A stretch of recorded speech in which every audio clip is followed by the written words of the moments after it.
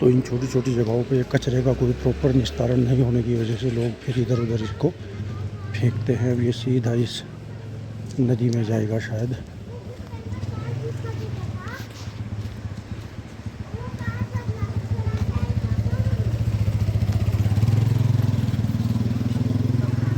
ये जी एक छोटी सी नदी बहती है मोरी होते हुए आगे, तो इसको मिलना है टोंस में।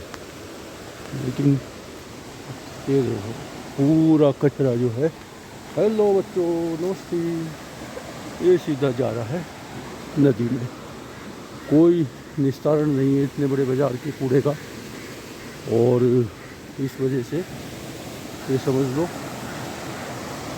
अभी इसने अपने उद्गम से मात्र 20 या 30 किलोमीटर का ही सफ़र तय किया होगा, लेकिन ये यहीं से सामने भी पूरा जो है कचरा जा रहा है सीधा नदी में। तो ये हमारा बड़ा दुर्भाग्य है कि हमारी नदियाँ उद्गम स्थलों से ही तो पूरा कूड़ा ऐसे करके इनमें फेंक दिया जाता है। और एक टाइम लोग बताया करते थे कि बड़ा साफ़ पानी था, पीने के भी काम आता था, खाने धोने के, कपड़े धोने के। लेकिन अब इस प्रदूषण ने तो पूरा जो है कोई व्यवस्था नहीं है, क्योंकि ग्राम पंचायत इनकी ऊपर होती है और ये सिर्फ यहाँ पे बाज़ार की वजह से पूरा आ गया है। ये स्थिति है हमारी। जब से गांव-गांव में भी ये प्लास्टिक के उत्पाद पहुँचे हैं, ये सब पैकेज्ड, तो इन्होंने तो और ज़्यादा गांव की जो है कंडीशन ख़राब कर दी है, क्योंकि इनके निस्तारण का कोई उपाय गांव के पास नहीं है। खासकर ऐसी जगह जहां पंचायत भी नहीं है, तो ये ऐसे ही सड़कों के किनारे, नदियों के किनारे फेंक दिए जाते हैं। एटलीस्ट शहरों में कोई तो इनको इकट्ठा करके और कहीं इनका कर रहा है डिस्पोजल, लेकिन गांव में तो ये धीरे धीरे खेतों तक पहुंचेंगे।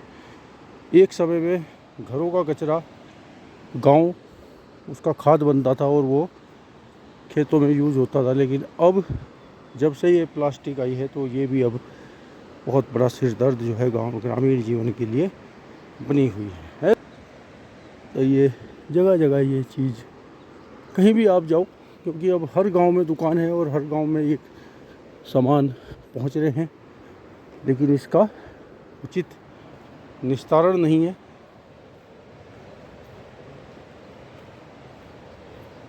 यहाँ कोई नगर पालिका, नगर निगम, नगर पंचायत कुछ नहीं होती है, तो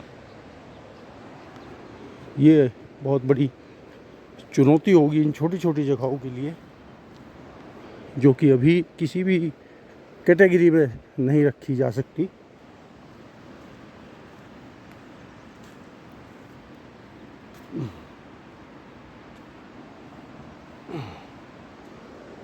मोरी, सैया, ट्यूनी, सब जगह ऐसी ऐसी जो डेवलप हो रही हैं, धीरे धीरे बाज़ार बन रहे हैं, लेकिन उनकी ग्राम पंचायतें या जिस गांव का वो रकबा है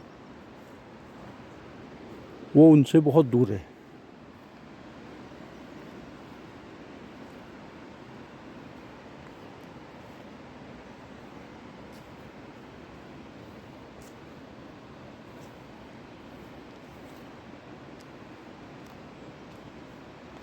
हालांकि रूरल उसमें भी कोई ना कोई ऐसा आता होगा फंड।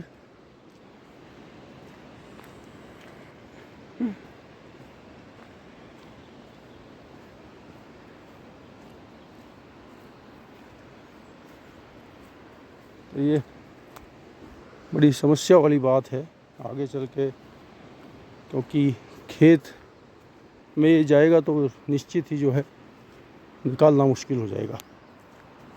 मैन पावर तो बची नहीं। अब पहाड़ों में रसोई जो होती है वो लकड़ी की बनी होती है, तो घर से थोड़ा सा बाहर अलग को होती है, क्योंकि सर्दियों में फिर क्या है, यहीं बैठ के सब लोग आग के पास खाना खाते हैं, और लकड़ी की होने के कारण गर्म भी रहती है।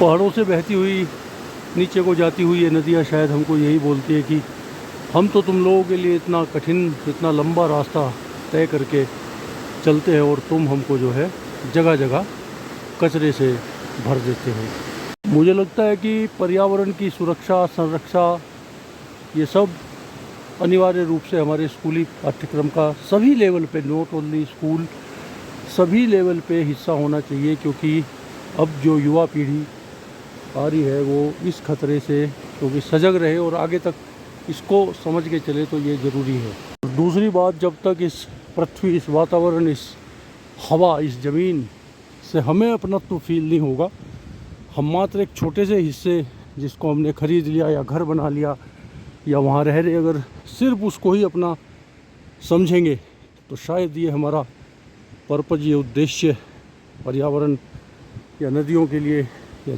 कुछ भी करने के लिए फेल हो जाएगा। क्योंकि अक्सर मैं देखता हूँ लोग अपने घर से कूड़ा लेके चलते टू व्हीलर पे और जहाँ भी कहीं कोई जगह सूटेबल मिली अपना फेंक दिया और चल दिए।